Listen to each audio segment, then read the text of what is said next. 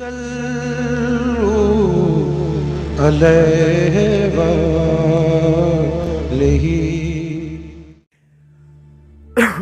اب کوفہ میں جو کچھ بھی ہوتا رہا، حضرت مسلم بن نقیل کے ساتھ، ام ہانی کے ساتھ، آپ کے حضرت مسلم بن نقیل کے شہزادوں کے ساتھ، اس سب سے جو تھے امام علی مقام بے خبر تھے۔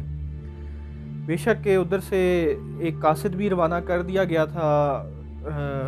حضرت مسلم بن نقیل کی جو ہے وہ جنگ بندی ختم کرنے کی شرائط میں سے ایک یہ شرائط تھی،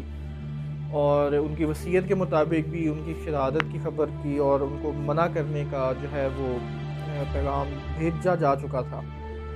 اور جیسے جیسے امام علی مقام نے مکہ سے کوفہ کے قریب آنا تھا تو حضرت مسلم بن نقیل اور ہانی بن عروہ کی شہادت کی خبر تو مل ہی جانی تھی، لیکن امام علی مقام اس وقت تک جو تھے اپنے فیصلے پر جو ہے ڈٹے رہے کہ آپ نے کوفہ جانا ہی جانا ہے۔ اب آ گئی 8 ذی الحج۔ 8 ذی الحج کو امام علی مقام جو تھے انہوں نے فیصلہ کیا کہ اب ہم مکہ کو چھوڑ کے کوفہ کی طرف جائیں گے۔ اب جب آپ نے سامان باندھ لیا، اپنے حج کو عمرے میں تبدیل کر لیا اور نکلنے لگے، تو بہت سے صحابہ کرام نے، آپ کے چاہنے والوں نے آپ کو روکا، لیکن آپ کے ذہن میں اور نظر میں اپنے بابا یعنی شیر خدا مولا علی کا یہ فرمان بھی تھا کہ ایک شخص کی وجہ سے حرمت کعبہ جو ہے وہ پامال ہوگی، اس شخص کا خون بہایا جائے گا اور کعبہ کی حرمت جو ہے وہ ویسی نہیں رہے گی۔ تو آپ نے اس ہی اندیشے سے کہ جو حالات ہیں کہ اس میں مخالف کہیں چڑھائی نہ کریں اور میرے حامی کہیں تلوار نہ نکالیں اور خانہ کعبہ کے اندر جو ہے وہ جنگ و جدل کے معاملے میں خون نہ بہے اور کعبے کی حرمت پامال ہو، تو اس سے بہتر ہے کہ میں یہاں سے جو ہے نکل جاتا ہوں۔ اب یہاں پہ نا ایک اور چیز بھی ہمیں سمجھ آتی ہے کہ جہاں پر بھی اپنی ذات کی بات تھی، ہم امام علی مقام کا دیکھیں، حضرت مسلم بن نقیل جو شہید کر دیے گئے، حضرت امام حسن علیہ السلام، مولا علی شیر خدا، جہاں پر اپنی ذات کی بات تھی نا، انہوں نے وہاں پہ جو ہے انہوں نے درگزر کا معاملہ اختیار کیا، چھوڑ دینا، معاف کر دینا۔ جہاں پر دوسروں کی بات تھی، جیسے حضرت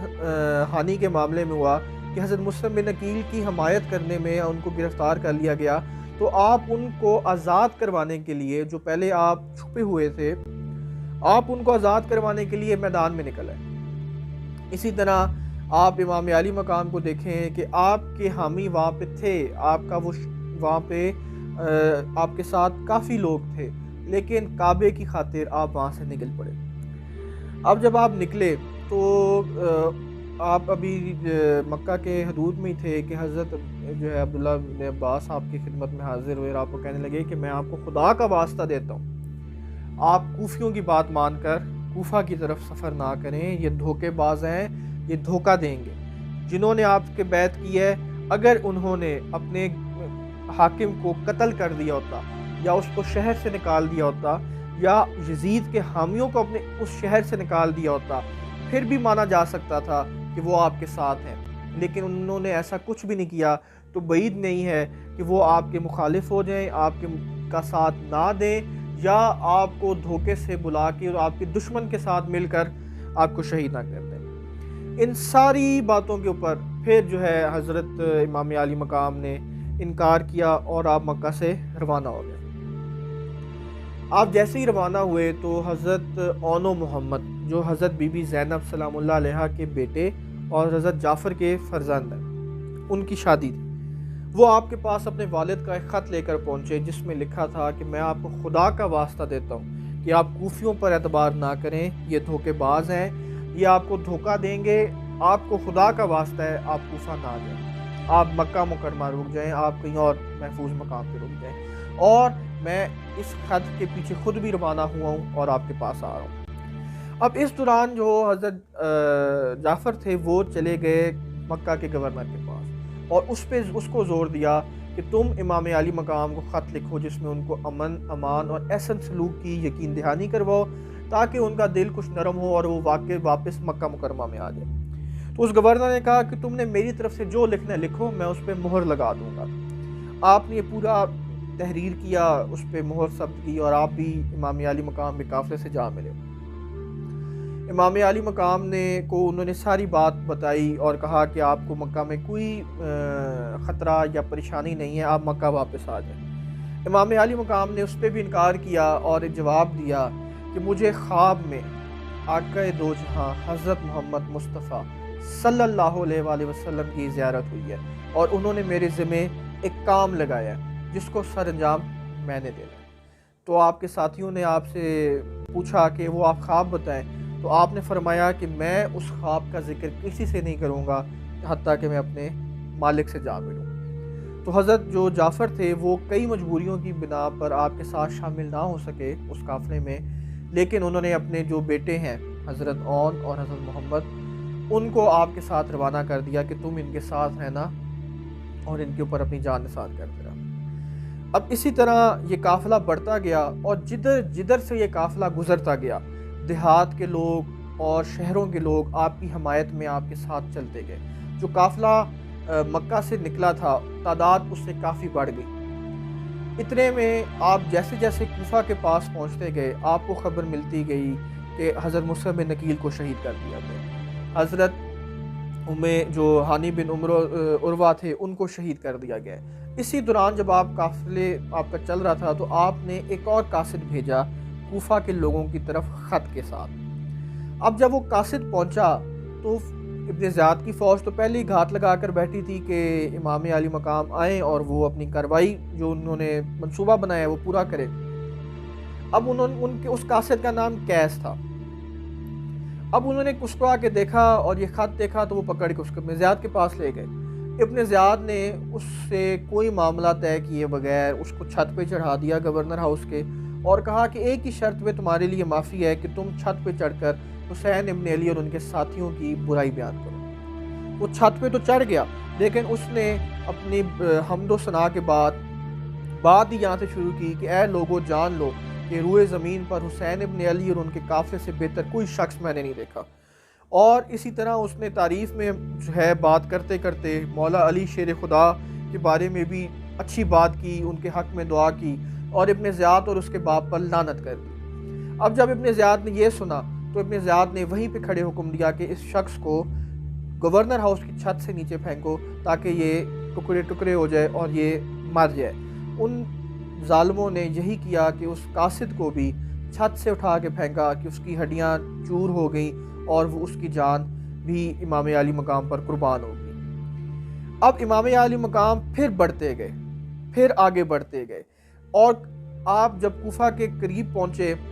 اپنی کچھ فاصلے پہ تھے تو بنو اسد قبیلے کے علاقہ تھا، وہاں پہ کچھ لوگ تھے، آپ نے ان سے سلام لینا چاہا اور بات پوچھنی چاہی۔ تو آپ کے پیچھے قافلے کے بھی کچھ لوگ تھے، جب وہ پہنچے تو امام علی مقام چل پڑے، اور جب امام علی مقام چل رہے تھے تو آپ کی زبان پر بار بار انا للہ و انا الیہ راجعون، انا للہ و انا الیہ راجعون تھا۔ لوگ ان جو آپ کے پیچھے تھے ان میں ایک غالباً حضرت عبداللہ تھے، ان کے اوپر ایک تجسس تھا۔ انہوں نے اس بوڑھے شخص سے پوچھا کہ کیا بات ہوئی ہے، تم کیا جانتے ہو حالات کے بارے میں؟ تو انہوں نے کہا کہ میں نے سنا ہے کہ کوفہ میں حضرت مسلم بن عقیل کو شہید کر دیا گیا، ساتھ ہی حضرت ہانی بن عروہ کو بھی شہید کر دیا گیا،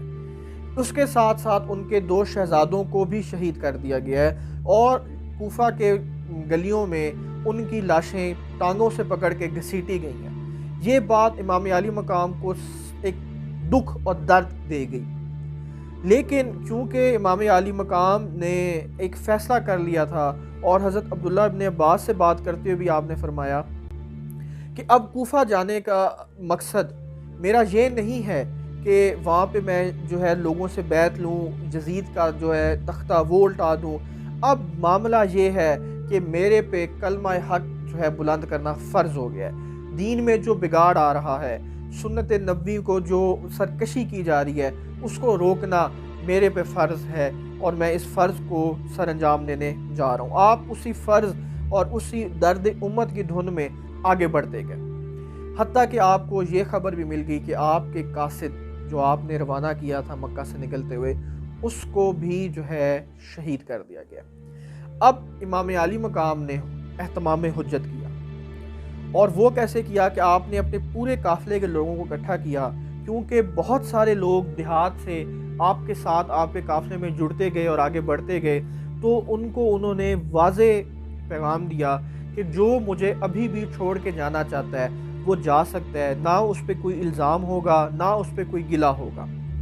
وجہ اس کی یہ ہے کہ ہمارے چاہنے والوں نے، ہماری بیعت کرنے والوں نے اور ہمیں بلانے والوں نے ہمیں دھوکہ دیا اور ہمارا ساتھ دینا چھوڑ دیا۔ اس کے آگے اگر کوئی آنا چاہتا ہے تو اس کی مرضی، ہماری طرف سے کوئی پابندی نہیں، پہلے بھی پابندی نہیں تھی۔ اب جب یہ آپ نے خطاب دیا اور کچھ دیر بعد آپ دیکھتے ہیں کہ جو قافلہ، جو افراد آپ کے ساتھ مکہ سے چلے، جن کی تعداد 72 سے کچھ اوپر نیچے بتائی جاتی ہے، وہ ہی آپ کے پاس رہے، آپ کے ساتھ رہ گئے، اور باقی سب امام علی مقام کو اس مقام پر چھوڑ کر چلے گئے۔